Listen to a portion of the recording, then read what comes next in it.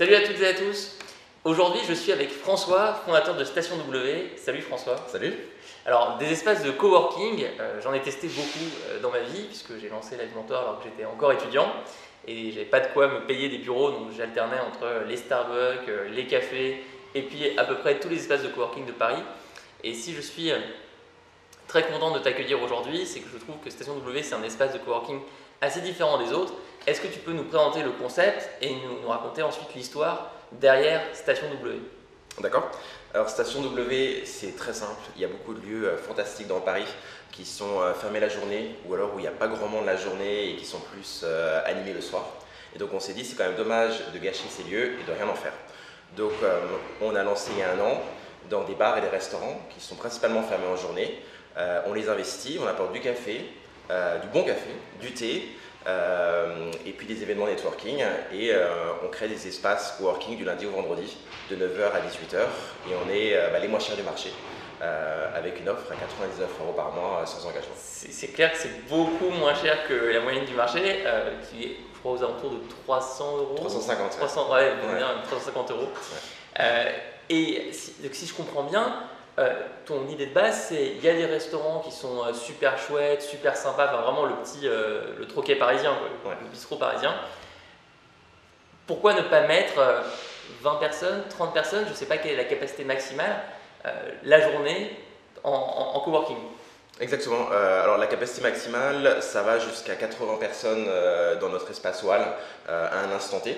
Sachant que les personnes vont et viennent dans nos différents espaces. On a un espace à Pompidou, on est au Gala Saint-Martin, Gare de Lyon, donc il y a vraiment pas mal d'espaces. Les gens vont dans l'espace dont ils ont envie. Et ça va d'un petit espace de 30 personnes jusqu'au gros espace de 80. Donc je suis abonné pour 99 € par mois et je peux aller dans n'importe quel espace pour ce prix-là. Exactement, 7 espaces à Paris pour le moment. D'ici la fin de l'année, on sera dans 20 espaces, donc 20 arrondissements, 20 espaces. Pour avoir un vrai maillage parisien, histoire que nos membres puissent aller, s'ils ont un rendez-vous près de la Défense, dans notre future ouverture dans l'hôtel Le Mélia au Skyline, et s'ils ont un rendez-vous près des Halles, ils peuvent aller au Bliss ou au 153. Alors qu'est-ce qui t'a donné l'idée de Station W? Est-ce que quelle est la mission qui habite l'équipe? Est-ce que c'est de faciliter la vie des freelances, réinventer le travail, casser le marché immobilier? Moi je sais que dans mes pires souvenirs d'entrepreneurs chez l'Alimentaire, il y a la recherche des bureaux. Et je pense qu'à une certaine époque, alors aujourd'hui on est 30 personnes, ça serait difficile pour nous d'être en coworking, mais pendant très très longtemps, quand j'étais seul, ou quand on était 4, ou quand on était même 10, c'est une horreur de trouver des bureaux à Paname. Sur mon franc, enfin, je ne sais pas si, pour ceux qui regardent la vidéo, je ne sais pas si vous êtes déjà passé par là, mais le dépôt de garantie, la caution, on se retrouve au final à devoir débourser souvent 10 000 € avant même de payer le premier loyer. Ensuite, il y a les engagements, moi je suis très mauvais sur tout ce qui est administratif, mais 3, 6, 9, donc tu ne peux pas vraiment partir quand tu veux. Alors que je suppose qu'avec des systèmes comme le vôtre, il y a beaucoup plus de flexibilité. Il faut ensuite meubler le lieu, donc chaises, tables, connexion à Internet évidemment. Est-ce que toi, ça fait partie de vos leitmotivs, à savoir il devrait être beaucoup plus facile pour les gens créatifs, entrepreneurs, freelance, de pouvoir travailler, de trouver un espace professionnel à Paris?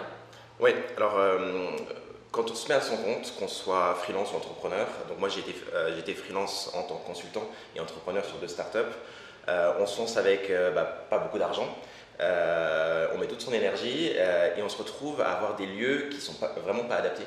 Donc j'ai fait les Starbucks avec une connexion internet moyenne, avec des groupes d'adolescentes qui font beaucoup de bruit et on ne s'entend plus travailler. J'ai fait le travail de chez moi en n'étant absolument pas productif. Donc j'ai grosso modo tout essayé, mais j'avais un budget vraiment limité, donc je ne pouvais pas aller dans les coworking. J'avais quand même besoin de passer des coups de téléphone, donc je ne pouvais pas aller dans les bibliothèques. Donc en fait, il n'y avait rien. Et donc, quand je suis allé à New York, j'ai vu une société qui faisait à peu près la même chose. Et j'ai trouvé le système super intelligent. Et je me suis dit, il n'y a pas ça en Europe. Et j'aurais voulu avoir un service comme ça quand j'ai démarré mes projets d'indépendant. Et donc, quand je suis rentré en Europe, parce que j'étais aux États-Unis avant, quand je suis rentré en Europe, je me suis associé à Eric, mon associé. Et on a lancé à Saint-Germain notre premier lieu. mais c'est né de cette frustration de ne pas avoir un espace à nous en tant que nouvel indépendant pour le prix quasiment d'un café par jour, parce que quand on se lance, on n'a pas beaucoup d'argent. Et puis une fois qu'on a levé un petit signe, on n'a pas les moyens d'aller dans un WeWork ou dans un gros espace à 500 € l'open space, ou si on a besoin d'un bureau privé, là, ça monte très rapidement. Et donc, en fait, dans ces deux moments-là, on était proche de nos sous. On fait attention, parce qu'on n'a pas encore fait un série A, on n'a pas encore beaucoup de facturation. Et en fait, il n'y a quasiment rien. Il n'y a quasiment rien pour nous, donc les gens restent chez eux. Et on se rend compte avec des membres qui viennent maintenant chez nous, qui sont restés chez eux pendant très longtemps, il y a aussi un besoin de socialisation. Et on se le rend compte quand ils arrivent, parce qu'ils nous racontent leur vie, ils partagent ce qu'ils font, et on sent qu'il y a un vrai besoin de sortir de chez soi, de ne pas être comme ça dans son lit en train de travailler et de voir d'autres gens.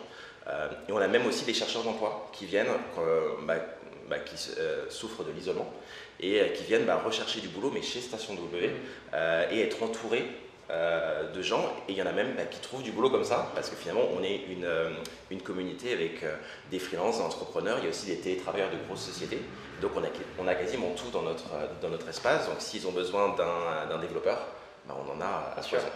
Et je suis complètement d'accord avec ce que tu dis, outre l'aspect financier avantageux du coworking, je crois qu'il y a surtout, c'est peut-être le critère le plus important, la possibilité de rencontrer des gens, de ne pas être seul, de ne pas être dans la solitude d'un entrepreneur.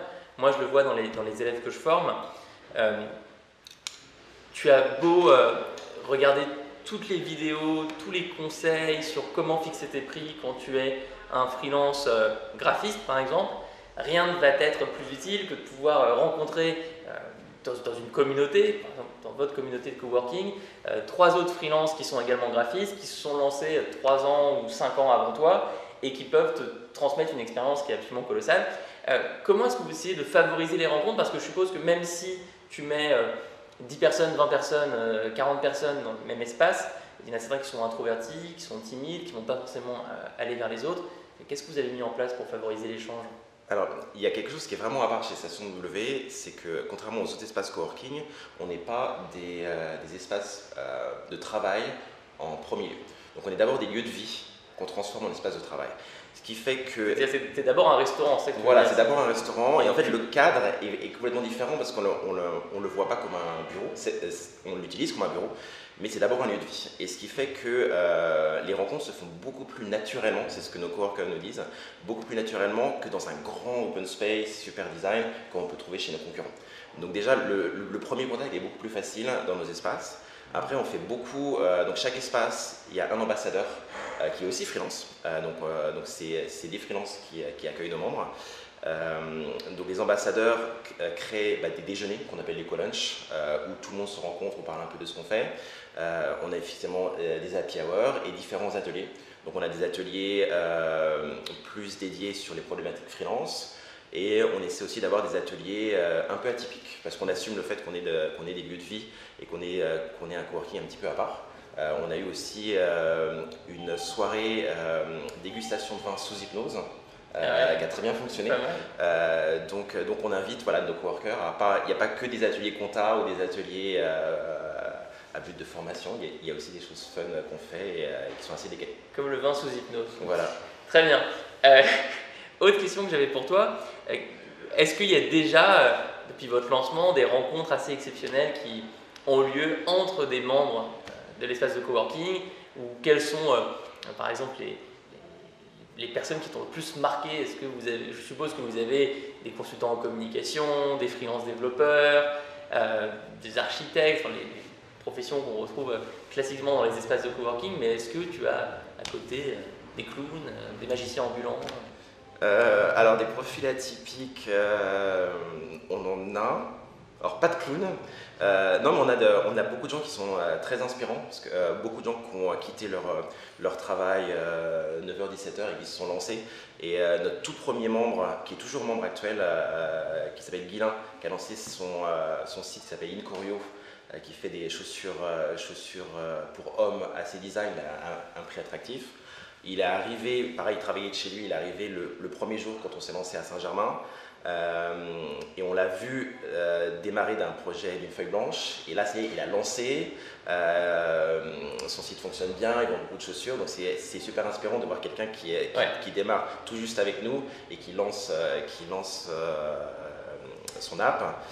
Et en plus, ça nous a beaucoup marqué parce qu'en plus, il va toujours dans le même lieu, donc c'est vraiment sa maison. Donc lui, il est au Hall, si vous voulez le voir. Et il a une vraie bromance avec un autre coworker. Donc il s'est fait un super bon groupe de potes aussi chez Station W. Donc c'est un peu ça, c'est le côté pro, mais aussi le côté amical. C'est assez génial de voir la croissance des projets que vous accueillez dans vos lieux.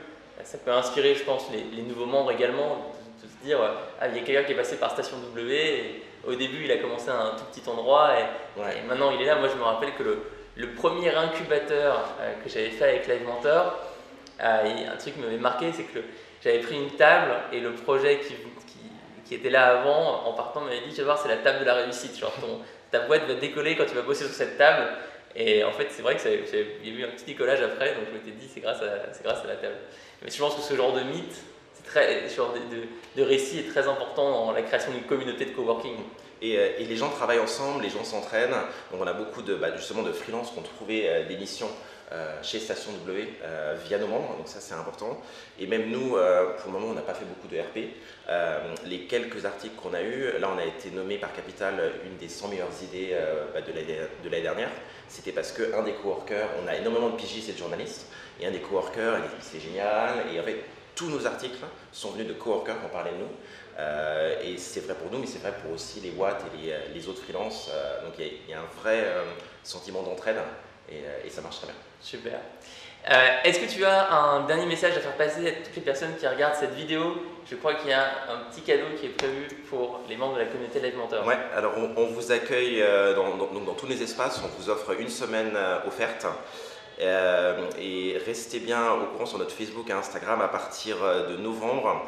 Quand vous aurez accès à Station W, vous aurez aussi accès à une des grosses chaînes de fitness parisiennes.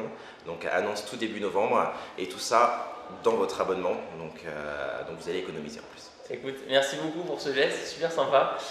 Moi, encore une fois, je vous invite à aller regarder leur site parce que les photos, je trouve, sont assez inoubliables. Quand on voit les lieux, effectivement, on comprend tout de suite la différence entre d'un côté l'espace assez aseptisé où il y a du faux plafond, ces lumières très blanches, les lumières qui te rendent, toi, tu ressembles à un fantôme, quoi. Et puis tout le monde a l'air assez malheureux. Je trouve que vous avez, c'est particulièrement dans une ville comme Paris, réussi à donner une seconde vie à des endroits dans lesquels on se sent bien et dans lesquels on aimerait passer sa journée. Merci beaucoup François. Merci. À la prochaine.